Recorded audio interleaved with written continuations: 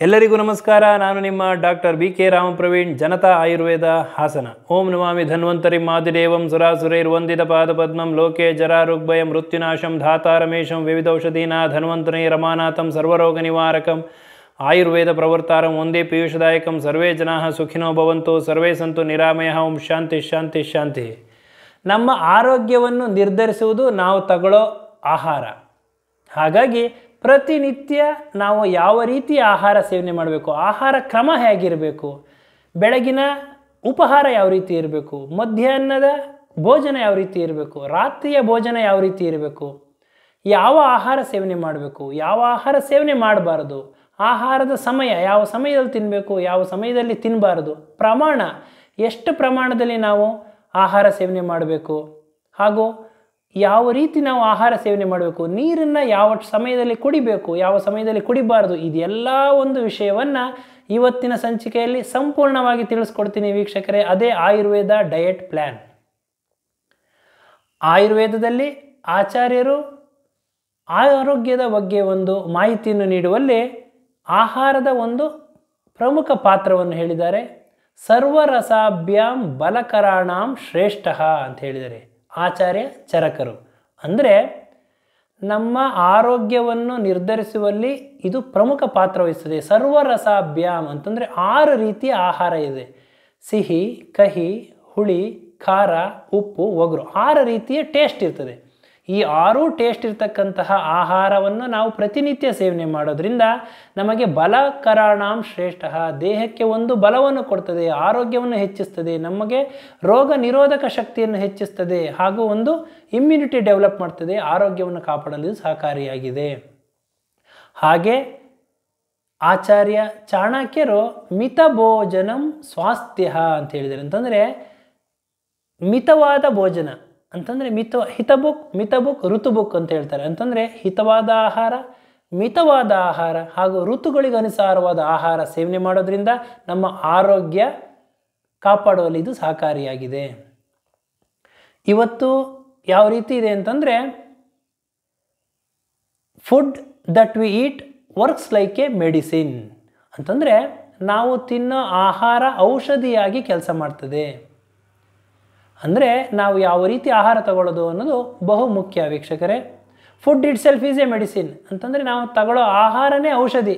ಆದರೆ ಏನಾಗಿದೆ ಅಂದರೆ ಇವತ್ತಿನ ಒಂದು ಜೀವನ ಶೈಲಿಯಲ್ಲಿ, ಒತ್ತಡದ ಬದುಕಿನಲ್ಲಿ, ಸ್ಪರ್ಧಾತ್ಮಕ ಯುಗದಲ್ಲಿ, ಕಾಂಪಿಟೇಟಿವ್ ವರ್ಲ್ಡಲ್ಲಿ ಏನಾಗಿದೆ ಅಂತಂದರೆ ಮನುಷ್ಯ ಆಹಾರ ಯಾವ ರೀತಿ ಸೇವನೆ ಮಾಡಬೇಕು, ಎಷ್ಟು ಸೇವನೆ ಮಾಡಬೇಕು, ಯಾವಾಗ ಸೇವನೆ ಮಾಡಬಾರ್ದು, ಯಾವಾಗ ಸೇವನೆ ಏನು ಗೊತ್ತಿಲ್ಲದಲೇ ಒಂದು ಆಯುರ್ವೇದ ಆಹಾರ ಕ್ರಮವನ್ನು ಸೇವನೆ ಮಾಡದಲ್ಲೇ ಇರೋದ್ರಿಂದ, ಒಂದು ಪಾಲನೆ ಮಾಡದೇ ಇರೋದ್ರಿಂದ ಹಲವಾರು ಕಾಯಿಲೆಗಳಿಗೆ ತುತ್ತಾಗಿ food itself is a medicine ಅನ್ನೋದು medicine itself is a food ಅನ್ನೋ ಟೈಪ್ ಆಗಿಬಿಟ್ಟಿದೆ. ಅಂತಂದರೆ ಆಹಾರದಷ್ಟು ಅವರು ಬರೀ ಔಷಧಿನೇ ತಗೋತಾರೆ. ಕಾರಣ ಹಲವಾರು ಕಾಯಿಲೆಗಳಿಂದ ತುತ್ತಾಗಿರ್ತಾರೆ. ಇದರಿಂದ ಆರೋಗ್ಯದಲ್ಲಿ ಏರುಪೇರಾಗಿರ್ತದೆ, ಅವ್ರ ರೋಗ ನಿರೋಧಕ ಶಕ್ತಿ ಕಡಿಮೆ ಆಗಿರ್ತದೆ. ಆದ್ದರಿಂದ ಇವತ್ತಿನ ಈ ಸಂಚಿಕೆಯಲ್ಲಿ ಯಾವ ರೀತಿ ಆಹಾರ ತಗೋಬೇಕು ಅನ್ನೋದನ್ನು, ಆ ಒಂದು ಕ್ರಮವನ್ನು ತಿಳಿಸ್ಕೊಡ್ತೀನಿ ವೀಕ್ಷಕರೇ. ಪ್ರತಿನಿತ್ಯ ನಮ್ಮ ಜೀರ್ಣಕ್ರಿಯೆಯನ್ನು ನಿರ್ಧರಿಸುವುದು ಸೂರ್ಯ. ಅಂದರೆ time of Sunrise and time of sunset is very important. ಅಂತಂದರೆ ಸೂರ್ಯ ಉದಯಿಸುವ ಸಮಯ ಹಾಗೂ ಉದಯಿಸಿದ ನಂತರ ಸೂರ್ಯ ಮುಳುಗೋವರೆಗೂ ಯಾವ ರೀತಿ ಸೂರ್ಯ ಏರ್ತಾ ಹೋಗ್ತಾನೋ, ಅಂತಂದರೆ ಸನ್ರೈಸ್ ಆಗ್ತಾ ನಮ್ಮ ದೇಹದಲ್ಲಿ ಜೀರ್ಣಕ್ರಿಯೆ ಜಠರಾಗ್ನಿ ಹೆಚ್ಚುತ್ತಾ ಹೋಗ್ತದೆ. ಬೆಳಗ್ಗೆ ಕಡಿಮೆ ಇರ್ತದೆ, ಸೂರ್ಯ ಉದಯಿಸಿದ ನಂತರ ಹೆಚ್ಚಾಗ್ತಾ ಹೋಗ್ತದೆ, ಜಠರ ಅಗ್ನಿ ದೀಪ್ತವಾಗ್ತಾ ಹೋಗ್ತದೆ, ಜಾಸ್ತಿ ಆಗ್ತಾ ಹೋಗ್ತದೆ. ಯಾವಾಗ ನೆತ್ತಿ ಮೇಲೆ ಸೂರ್ಯ ಬರ್ತಾನೋ, ಆವಾಗ ಪೀಕ್ ಲೆವೆಲಲ್ಲಿ ಇರ್ತಾನೋ ಆ ಸಮಯದಲ್ಲಿ ಜೀರ್ಣಕ್ರಿಯೆ ಜಾಸ್ತಿ ಇರ್ತದೆ, ಜಠರ ಅಗ್ನಿ ಜಾಸ್ತಿ ಇರ್ತದೆ. ಆದ್ದರಿಂದ ನಮ್ಮ ಆಚಾರ್ಯರು ಯಾವ ರೀತಿ ಆಹಾರ ಸೇವನೆ ಮಾಡಬೇಕು ಅಂತ ಹೇಳಿದ್ದಾರೆ ಅಂದರೆ, ಪ್ರತಿನಿತ್ಯ ಬೆಳಗಿನ ಒಂದು ಉಪಹಾರ ರಾಜನ ರೀತಿಯಲ್ಲಿ ಸೇವನೆ ಮಾಡಬೇಕು, ಮಧ್ಯಾಹ್ನದ ಭೋಜನ ರಾಜಕುಮಾರ ಅಂದರೆ ಯುವರಾಜನ ರೀತಿಯಲ್ಲಿ ಸೇವನೆ ಮಾಡಬೇಕು, ರಾತ್ರಿಯ ಒಂದು ಭೋಜನ ಭಿಕ್ಷುಕನ ರೀತಿಯಲ್ಲಿ ಸೇವನೆ ಮಾಡಬೇಕು ಅಂತ ಹೇಳಿದ್ದಾರೆ. ಅಂದರೆ ಎಷ್ಟು ಅರ್ಥ ಇದೆ ನೋಡಿ ವೀಕ್ಷಕರೇ ಇದರಲ್ಲಿ.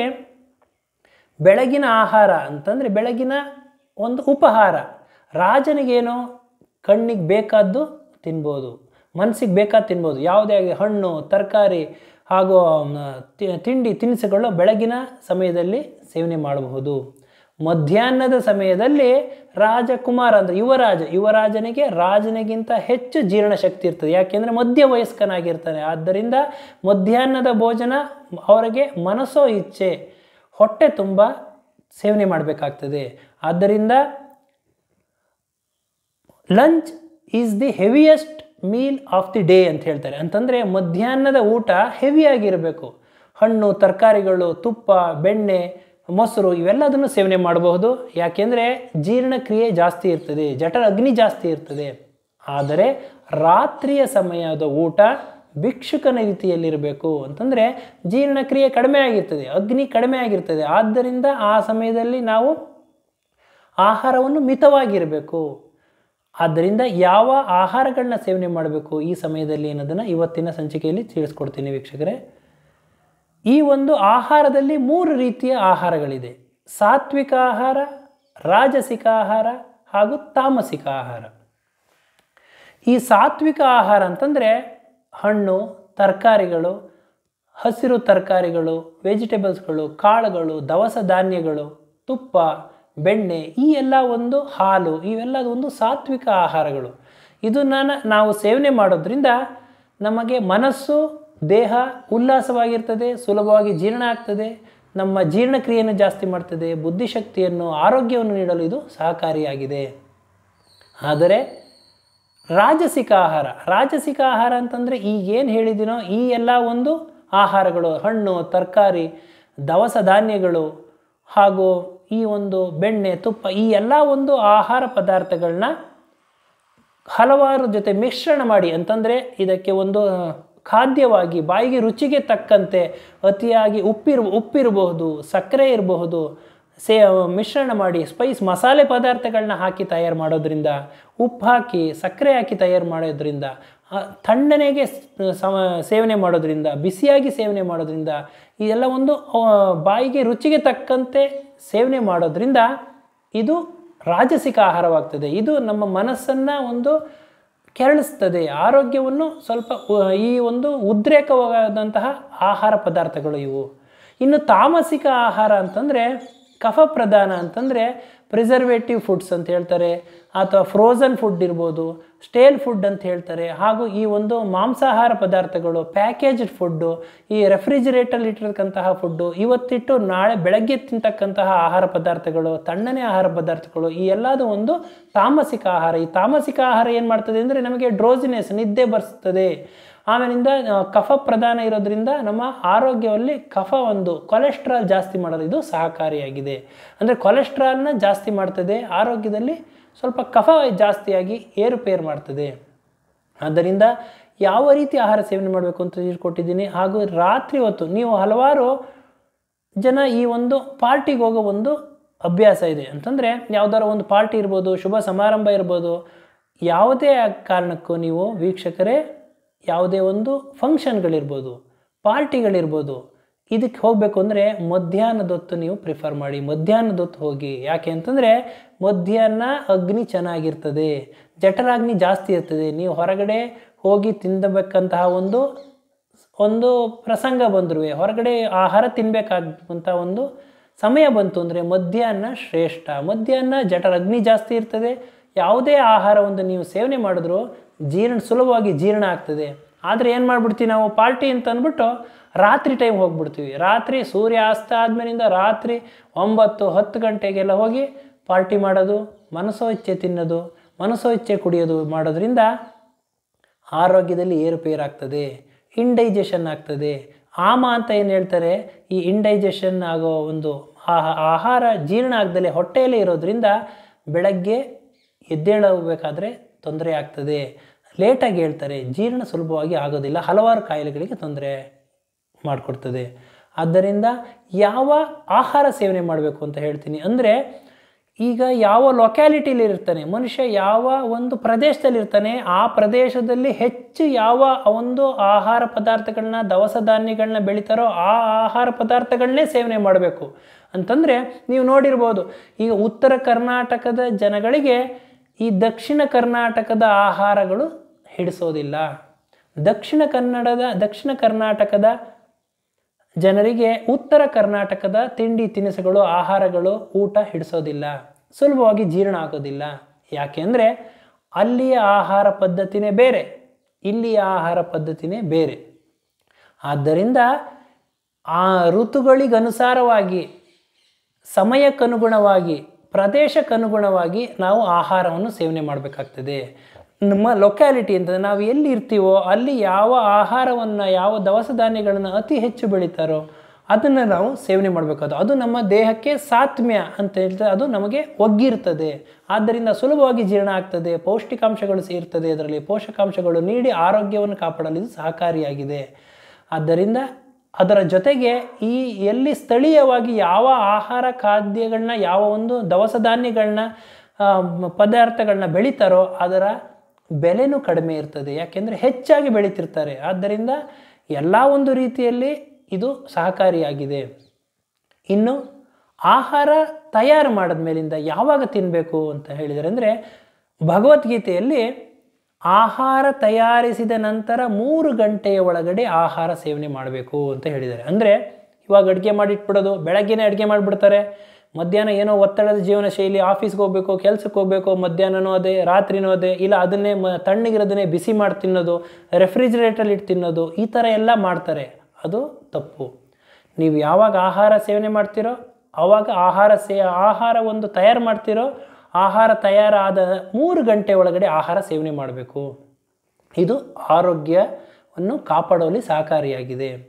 ಇನ್ನು ಯಾವ ಒಂದು ಕ್ರಮದಲ್ಲಿ ಆಹಾರ ಸೇವನೆ ಮಾಡಬೇಕು ಅಂತಂದರೆ, ನಮ್ಮ ಪೂರ್ವಜರು, ಹಿಂದಿನ ಒಂದು ಜನರು ಯಾವ ರೀತಿ ಇದ್ದರು ಅಂತಂದರೆ, ಊಟ ಮಾಡಬೇಕಾದ್ರೆ ಮನೆಯಲ್ಲಿ ಎಲ್ಲರೂ ಒಟ್ಟಿಗೆ ಕೂತ್ಕೊಂಡು ನೆಲದ ಮೇಲೆ ಹಾಸು ಹಾಕ್ಕೊಂಡು, ನೆಲದ ಮೇಲೆ ಚಾಪೆ ಹಾಕ್ಕೊಂಡು ಸುಖಾಸನದಲ್ಲಿ ಕೂತ್ಕೊಂಡು ಮನಸ್ಸು ದೇಹ ಪ್ರಸನ್ನವಾಗಿ, ತನ್ಮನ ಭುಂಜೀತ ಅಂತ ಹೇಳಿದರೆ, ಅಂತಂದರೆ ತನು ಮನ ಎರಡೂ ಒಂದು ಪ್ರಸನ್ನವಾಗಿ ನಾವು ಆಹಾರ ಸೇವನೆ ಮಾಡ್ತಾ ಇದ್ವಿ ಅಂತಂದರೆ ಸುಲಭವಾಗಿ ಜೀರ್ಣ ಆಗ್ತಿತ್ತು.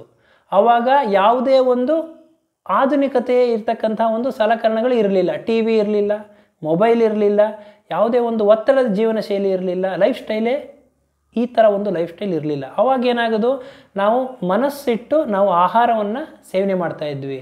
ಆವಾಗ ಸುಲಭವಾಗಿ ಜೀರ್ಣ ಆಗೋದು, ದೇಹಕ್ಕೆ ಪೌಷ್ಟಿಕಾಂಶ ಕೊಡೋದು, ಬಲ, ಇಮ್ಯುನಿಟಿ, ಆರೋಗ್ಯವನ್ನು ಕಾಪಾಡಲು ಇದು ಸಹಕಾರಿಯಾಗಿತ್ತು. ಆದರೆ ಇವತ್ತೇನು ಮಾಡ್ತಾ ಇದ್ದಾನೆ ಮನುಷ್ಯ, ನೆಲದ ಮೇಲೆ ಕೂತ್ಕೊಂಡು ಊಟ ಮಾಡೋ ಒಂದು ಕಾನ್ಸೆಪ್ಟೇ ಹೊರಟೋಗಿದೆ.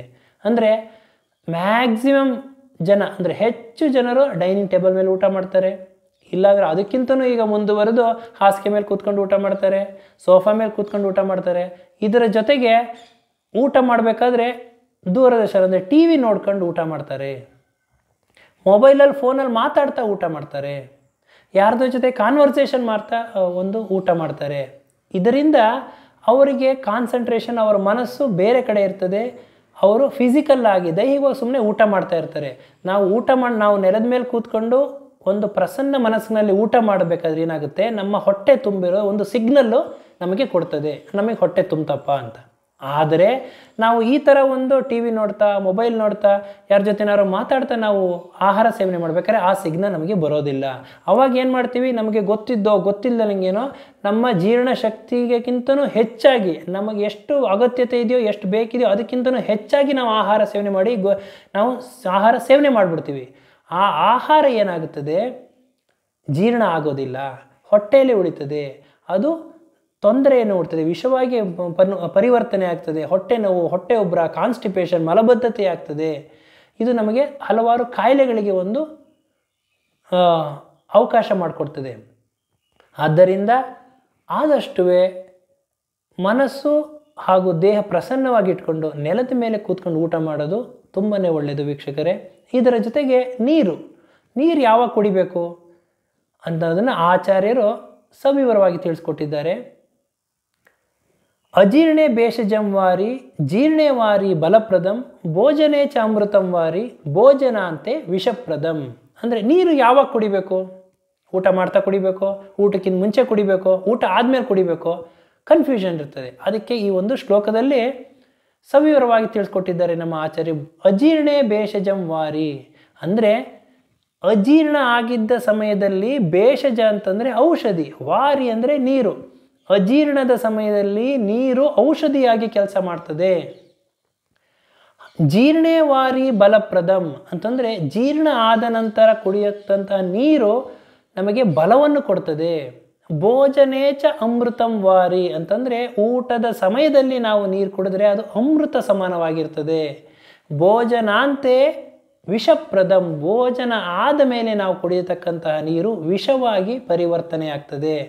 ಆದ್ದರಿಂದ ನೀರನ್ನು ನಾವು ಯಾವ ಸಮಯದಲ್ಲಿ ಸೇವನೆ ಮಾಡಬೇಕು ಅಂತ ತಮಗೆ ತಿಳಿಸ್ಕೊಟ್ಟಿದ್ದೀನಿ.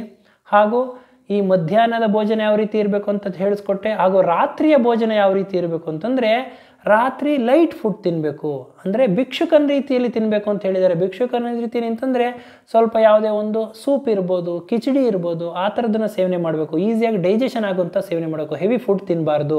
ಹಾಗೂ ರಾತ್ರಿ ಹೊತ್ತು ಆಯುರ್ವೇದದಲ್ಲಿ ರಾತ್ರಿ ಹೊತ್ತು ಸೇವನೆ ಮಾಡೋದಕ್ಕೆ ಶ್ರೇಷ್ಠ ಅಂತ ಹೇಳಿರೋದು ಅಂತಂದರೆ ಹಾಲು, ಗೋಕ್ಷೀರ. ಈ ಹಾಲನ್ನು ಅದನ್ನು ಉಗುರು ಬೆಚ್ಚಗೆ ಮಾಡಿಕೊಂಡು ನಾವು ಕುಡಿಬೇಕು.